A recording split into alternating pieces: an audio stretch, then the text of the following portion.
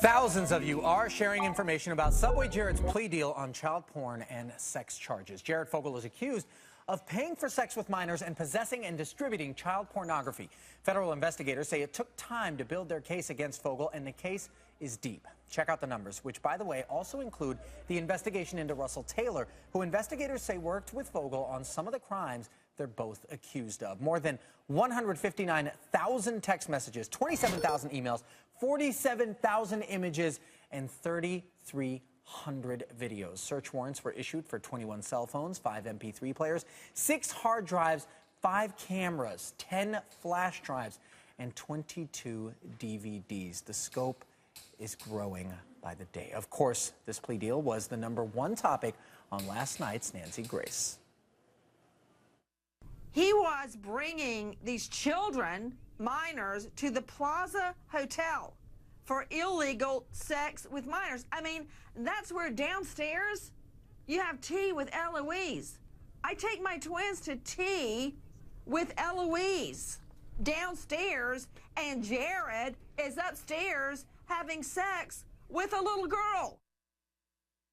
Nancy Grace's senior producer, Clark Goldman, is here now to discuss. Clark, first and foremost, let's just break down the charges that Fogle is pleading guilty to. Okay, here's the thing. This goes back a really long time, and there are really 2 components to this. The first component is the sending and receiving of child porn, which we all know is totally illegal. So that went back since 2011. But when you read through the actual complaint, what you start to see is there's 2 facets. The second facet is Jared Fogle traveled for child sex across the country to meet underage girls for sex. And also, it says he paid money to have sex with these underage girls. Right. So there are 2 separate components. One is sending and receiving child porn, which you would have to say, you know, if you saw something like that, you'd be horrified, and you would say, what is this?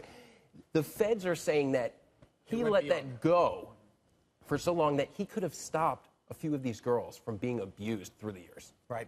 Let's go through the timeline, because like you said, this goes back a long ways, and you're able to walk us through bit by bit? Sure. Yeah, this goes all the way back to 2007 when Jared Fogle, through social networks, was trying to find young girls to have sex with.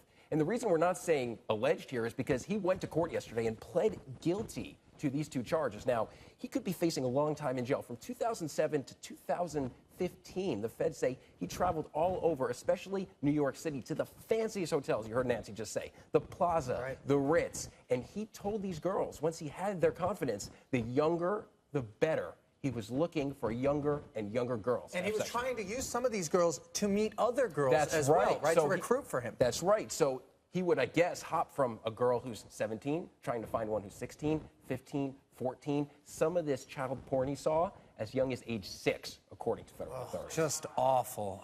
Clark Goldman, thank you so much for walking us through that. Sure. Yasmin, I understand you've got an interview for us.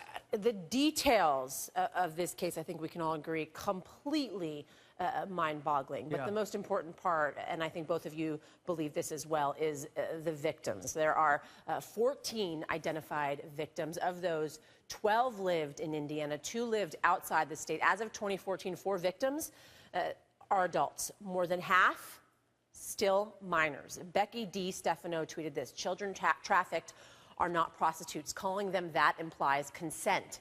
It is rape, rape, rape. Every single encounter. Erin Marin, child abuse survivor, activist, and the author of An Unimaginable Act, joins us now via Skype. Erin, thank you so much for being here. Listen, if the judge accepts the plea deal, Jared could get at a minimum 5 years, at a maximum 13 years. You think that's fair? Absolutely not. There are men that, are put away to prison for 20, 30, 40 years for using drugs, selling drugs. We're saying that that's a worse crime than raping children. It's disgusting. It's disgusting how our society views this. 5, 12 years? Seriously? This man needs to be put away for life. He's a danger. Obviously, he said it himself. He's looking for younger and younger victims. He wasn't getting any better. He's just getting worse.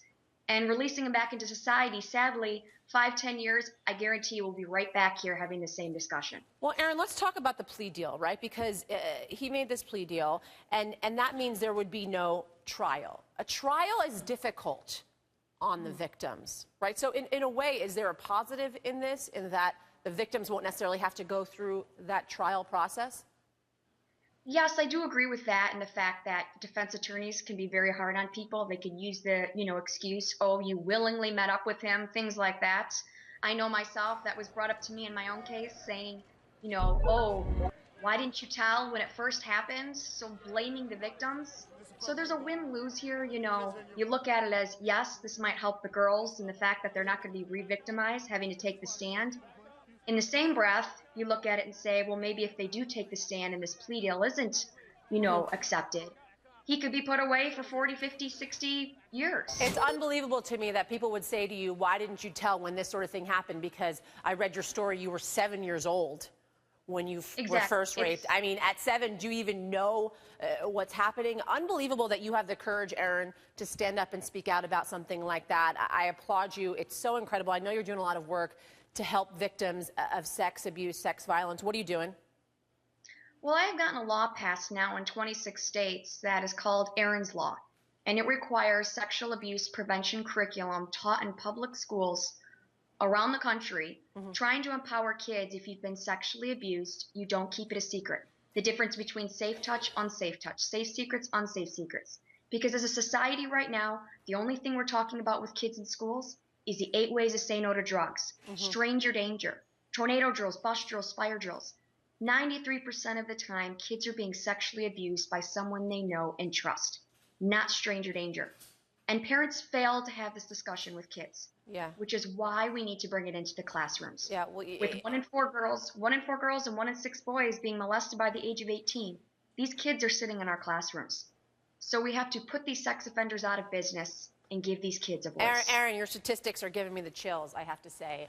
It's unbelievable. And my heart goes out to all the victims of sex abuse and sex violence. Hopefully your work can help change that. Erin Morin, thank you for your courage and thank you for the work that you're doing. We appreciate it.